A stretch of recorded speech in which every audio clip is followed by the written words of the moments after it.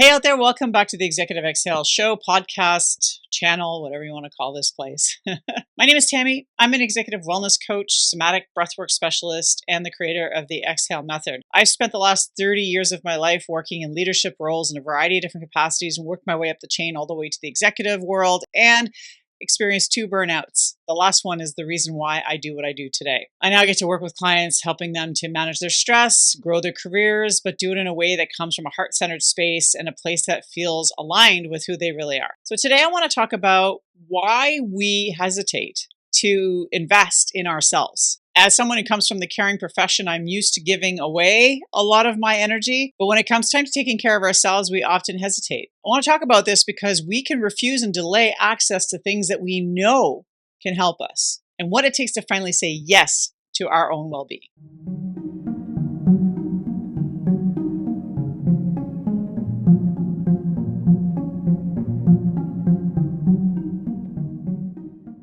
So welcome back, everybody. I'm really happy to have you here today. Let's get to some truth about this whole subject. I did a TikTok on this yesterday when I was coming back from the gym because it occurred to me, I've had a couple of clients over the course of my coaching career that have stepped away from or walked away from potentially working with me for a variety of reasons. They had, good or bad, they had their own reasons of why they walked away. And I was just reflecting on how I had walked away from my own opportunities to support myself over the course of the last, say, 5 to 10 years as a leader, as an exec, and now as a coach. And it's interesting because I had some reflections around this. I thought I would bring this to a video today because I think it's really important that if we really want to deal with burnout, deal with compassion fatigue, deal with our lives, align ourselves in a more clear manner, we have to kind of get to the center of why we keep self-sabotaging and refusing the help that we know is going to help us. Many of us are comfortable in investing in others, but when it comes to ourselves, we really struggle with that. I don't know about you, but none of us really hesitate to pay for our kids' activities. We save up for their educations, and we'll spend money on things like quick conveniences and fast fashion and vacations, even stress-fueled coping habits like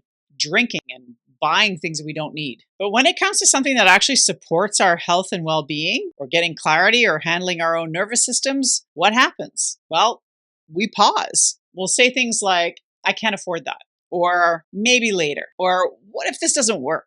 And quietly deep down, whether you realize it or not, you might actually be saying, am I worth this? That's the hesitation that often comes up. It doesn't come from logic. It comes from layers and layers of old conditioning.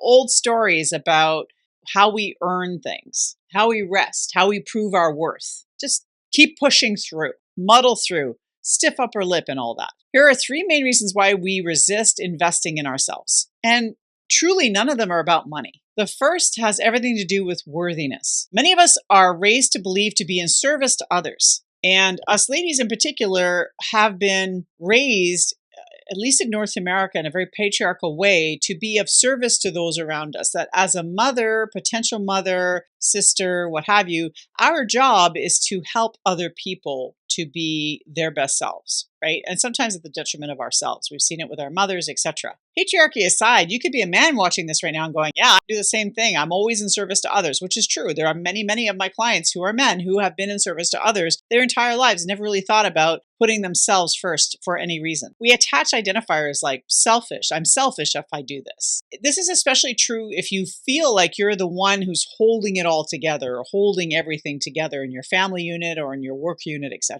The second reason that we hesitate to invest in ourselves, either financially or time or effort-wise, is a fear of change. When we crave transformation, our nervous systems will immediately resist it because anything unfamiliar will be resisted by our brains. Change, even the good kind, can actually cause this response from the brain and from the nervous system because it causes uncertainty. And if we're already operating in survival mode, even a breath of peace and calm can feel foreign. So as an example of this, before I pulled the retirement plug and I was in the midst of my second burnout, I craved change. And for weeks, I knew in the pit of my soul, having worked with a colleague of mine and now entering into basically a coaching arrangement with a former colleague who did exactly what I did and I'm doing now. I had weeks of uncertainty, concerns, and fear around what would my life look like if I pulled the hatch and end up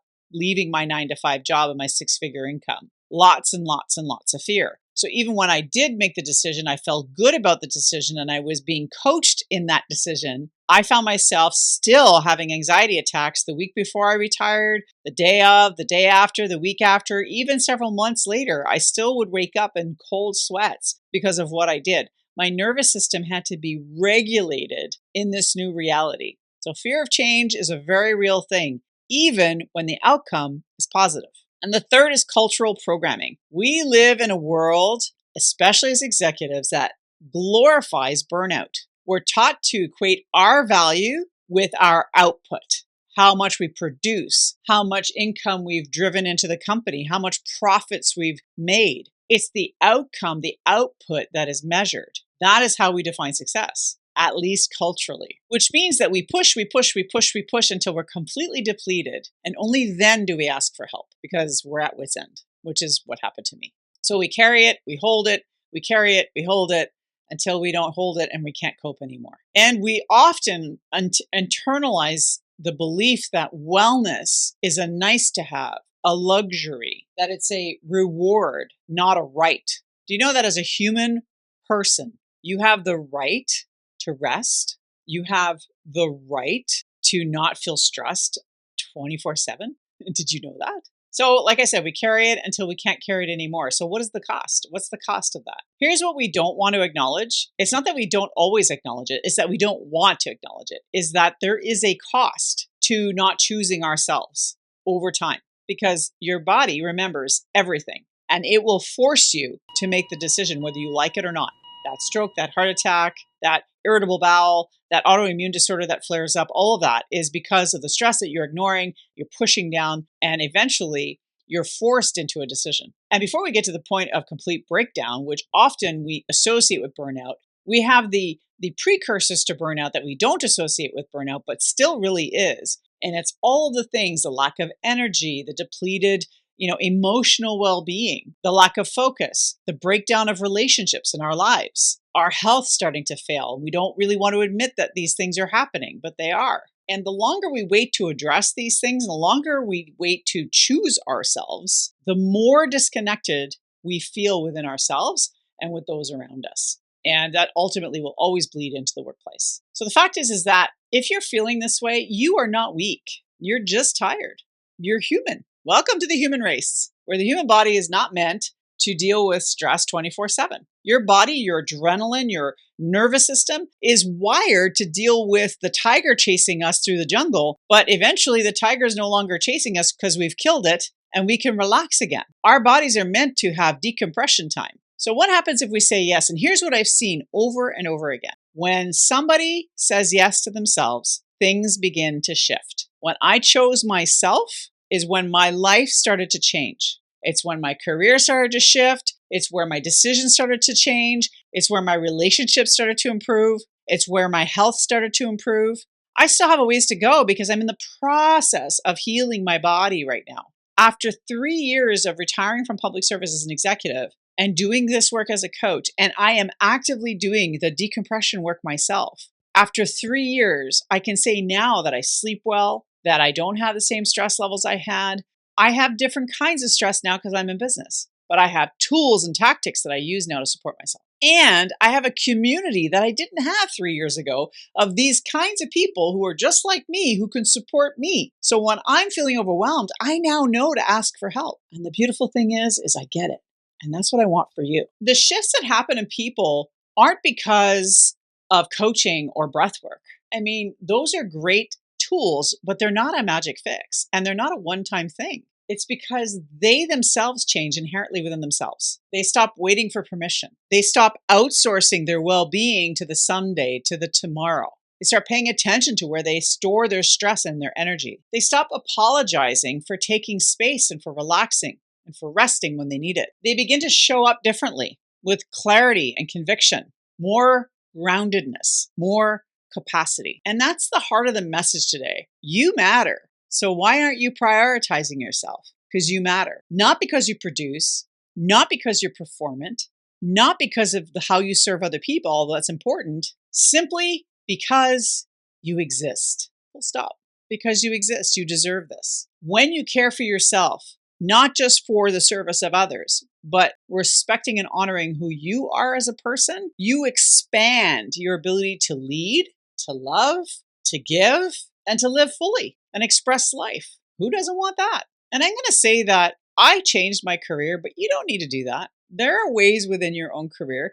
You may come to the logical conclusion that what you're doing no longer aligns with who you are and what you really want in life. That's often what happens in my coaching experience with my clients is they come to the realization that what they're doing doesn't fit with them anymore. But you don't have to do that. I also have clients who say, I'm staying in my job. So we work together on making their roles and their lives as fulfilling as possible within the role that they are currently in. It is possible. I've done it with clients. So let me say this. If you're feeling the pull towards something, maybe it's a coaching program, maybe it's a retreat, maybe it's an inner whisper of some sort saying, I just can't keep doing this like this. I want you to hear this. It's not too soon. There's never a right time. You don't have to wait until everything falls apart. You are allowed to choose yourself now, and risk reward, if you invest in yourself, either through time, through money, through effort, and through the desire to get to the root of why you're feeling the way you do, your world will expand.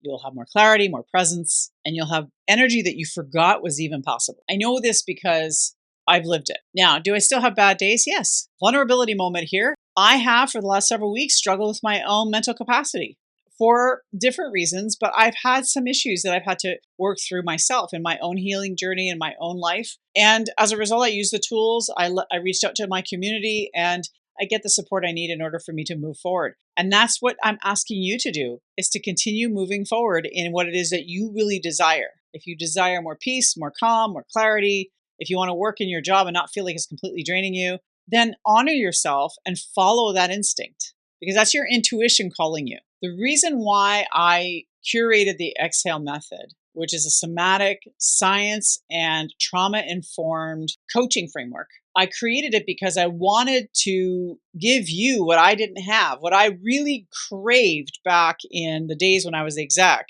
the kinds of things that would have helped me feel more supported. So I've created what didn't exist for me, but all these things within the pillars of the Exhale, which is an acronym, the 6 pillars of resilience that I've created are all things that I put in place for myself. They're all things I've used to support myself and that I've used my clients as well. And now they're collated and curated in one place. So if you're done surviving and you just want to breathe again and you're tired of feeling like you're on this treadmill that keeps going on and on and on with no stop, I'd love to support you. I'm currently working on my webpage for the Exhale method. It's going to be posted shortly on my website. But in the meantime, just go to www.executiveexhale.com to take a look at what I have. I have some free resources on there for you already. Or you can go ahead and book a clarity call. And that's really just 15 minutes where you and I get to know each other. I get to get a sense of what your issues are, what your biggest challenges are, and we can figure out whether or not working together is even a fit. No sales, no pitches. It's really just to get to know each other. I want to get to know what your issues are. Maybe you'll walk away with one thing you can do for yourself. You don't need to wait till you're burned out or broken to get support. And I'm going to encourage you that if you've got a coach or a program or a course or whatever it is that's been kind of top of mind for you for a while, and you've been hesitating to contact that coach, or you've been hesitating to